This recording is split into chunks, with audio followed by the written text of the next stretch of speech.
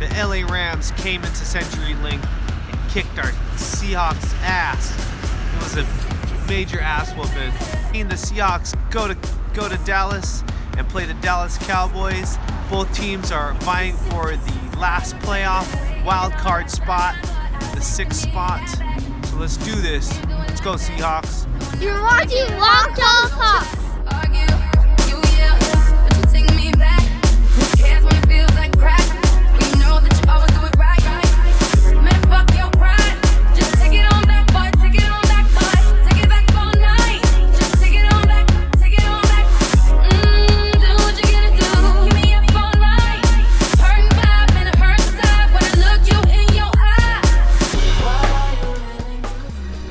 So welcome back to Walk Talk Hawks. This is it's week 15, right? Week 16. We're in week 16, so we have 2 more games. This next game is against the Dallas Cowboys, and as I mentioned, I'm here in Dallas, and I got my boy Kieran. He's a Seahawks Seattle guy, a big Seahawks fan, big Seattle sports guy because he grew up there. We're going to talk with him today. We're going to talk about the Seahawks. We're in Dallas. What do you think about, first let's talk about the last game against the Rams. It wasn't pretty. It was the ugliest game that I've seen the Seahawks play in about 6-7 years. Okay. It's been a while. So as far as that game goes, Todd Gurley, we couldn't stop Todd Gurley. A lot of the analysts... We couldn't stop the flu. We couldn't stop it. And if you know, hella injuries, right? Chancellor's out, Sherman's out, KJ Wright was out. Bobby Wagner was half injured. Yeah. So not that it's an excuse or anything. But injuries take a toll. I think the team, I don't know if it was an off day, there's eternal issues, whatever it was. Jimmy Graham didn't do jack shit last game. No, it was just a bad game. So hopefully, I think the game against the Cowboys tomorrow will kind of let us know that if it was just they just have a flat tire, or it was something, or if it was something bigger. So Deion Sanders specifically said, and if I could pull that clip up right now, he said, "That's it. The Legion of Boom is done." What do you think about that? Is the Legion of Boom done? I don't know. We'll see. The LA Rams came into CenturyLink and beat our Seahawks 42-7. That puts our record down to 8-6. If we win the next 2 games, which would be Dallas and Arizona, there still could be a chance. So wait, let's talk about this game. So we played Dallas in Dallas. Mr. Ezekiel Elliott is back. So what does that mean for us? About 212.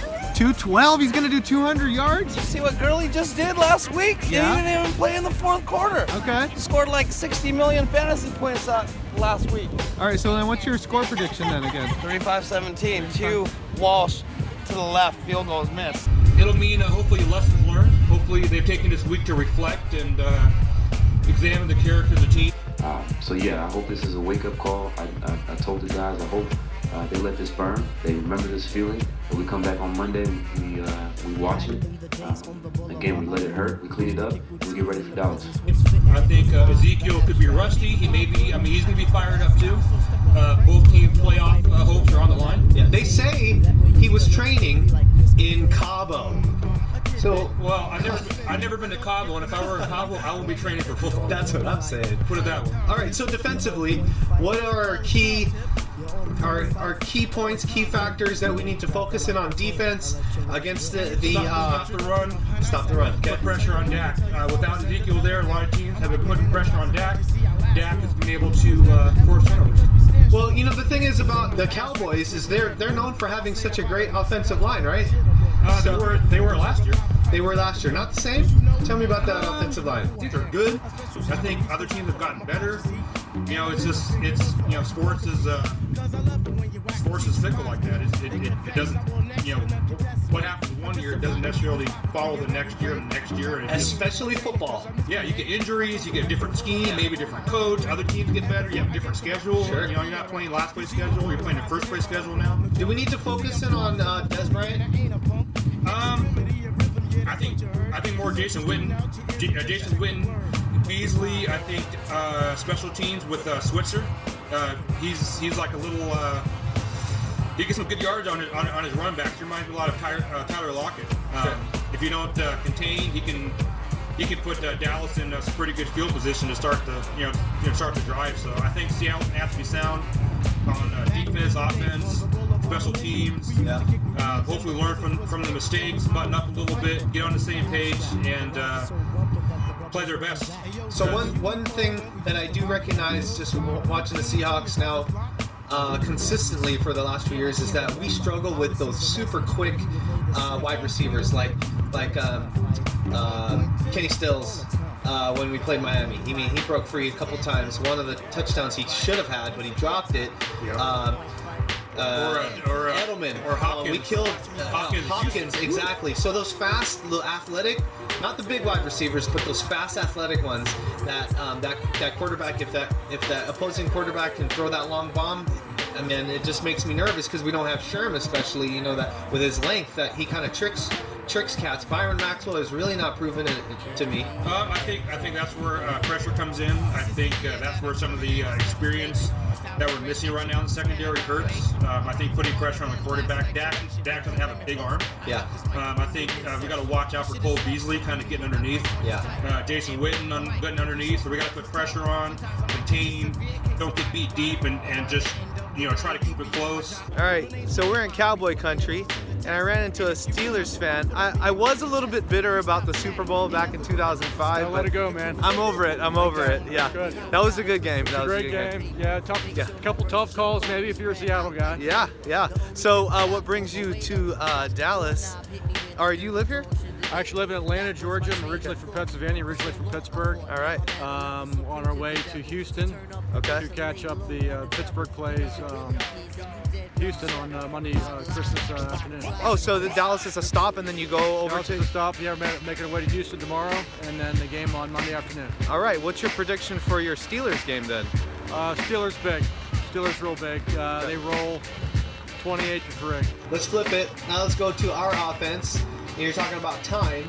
So how's our offensive line gonna, who's on their pass rush, on the defense on the Cowboys pass rush that's gonna give our questionable offensive line some trouble? I mean, Sean Lee. I think even though he's linebacker, I think him kind of managing the middle.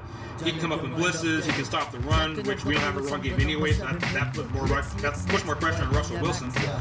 We are talking about offense, but let's kind of add a little bit of a fantasy football element to it. So who would you start? Maybe throw in a little bit of why you would. So let's start off. We're on offense, so let's talk about Russell Wilson. Would you start Russell Wilson? This is obviously regardless of who other quarterback you have as backup. I would say I would start Russell Wilson. Dallas defense is good. I don't think they're enough to stop Russell Wilson. I think Russell Wilson can still get you some yards on the ground. Yeah. Rushing touchdowns, passing touchdowns, especially with Jimmy Graham and Luke Wilson at the goal line. All right, now let's go wide receivers, and I would start off with our number one wide receiver, Doug Baldwin. I would sit him. I think the Cowboys are going to keep key on him. He's Russell Wilson's favorite target. I can see the Cowboys taking him out a little bit. I think Lockett's the guy that I would start. He can get you some yards. He can get you special teams yards, points, touchdowns. As far as offensively, Tyler Lockett gets a start at the wide receiver position, right? Correct. Okay, cool. What about Paul Richardson? That's an X factor. Paul Richardson is the guy that he gets those tough catches. He's been a pretty consistent deep threat. Yeah. So that means Russell Wilson needs to take a less conservative approach when you're trying to hit Paul Richardson, but we're just talking about staying a little bit more conservative. And I think if you're going to take chances, Paul Richardson is a guy that you can, he's proven that if you throw the ball up, his hands are good. He can get up and get it. So if he's going to take a chance once or twice a game, okay, I think Paul's the guy that you can do it with. So let's go to tight ends. Of course, Jimmy Graham's our number one guy that we need to talk about. Sit or start? I say start. I think Seattle's going to get some goal line situations or red zone situations. Jimmy Graham's drives. I mean, he actually has one of the league leaders in touchdowns. Yep. I mean, he's a great guy at the goal line. I'm guaranteeing him a touchdown. What about you? At least one. What do you think about Luke Wilson? I think he's good. I think he's good in open space. He's good for yak yards after the catch. Yeah, but he's not a fantasy. No, he's not a fantasy guy, but he's a guy that can get some good points. All right. So let's talk about running backs. We don't have start any running backs? No. Okay, cool. Yeah, I mean, honestly, I feel like as far as just our game plan goes, we keep Mike Davis in the loop, obviously. I think Rawls is out. Rawls is out. Well, he could be like an active, but he could be suited up. Carson playing? Carson is definitely not playing. He's still coming back from the ankle injury. He's still recouping. And then you have J.D. McKissick, which is kind of your. He's pretty much your catching running back. He's your. Yeah, I mean he can get you a few yards, but I wouldn't start any of them. Yeah. Okay. And then defense. Would you sit or start our defense? I think if the defense was something to prove from last week, Yeah. I can see him coming out with a little bit of pride. I would start him. Start Seattle I would defense. start Seattle defense. So we're expecting at least a sack. Sack. I expect a fumble recovery. Okay.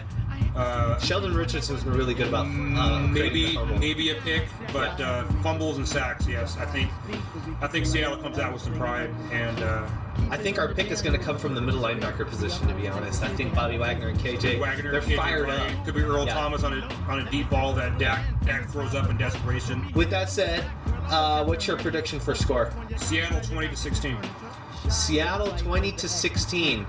So that means, Mr. Blair Walsh, you need to make 2 field goals at least. Please.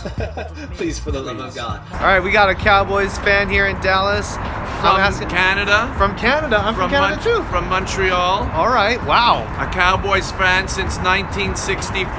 Wow. All right. Came down specifically for my 60th birthday to watch the Cowboys beat the Seahawks 24-21. 24-21. To stay alive in the playoffs. All right. All right. Go Hawks! Go Hawks! Go Hawks! Go Hawks! Go Hawks! Go Hawks. Go Hawks. Go Hawks. Go Hawks! No. Hey, thanks for watching. We have successfully landed in Dallas. Go Seahawks. Let's beat them Cowboys. Oh, please like, watch, subscribe to my channel for more Walk Talk Hawks. Go Hawks.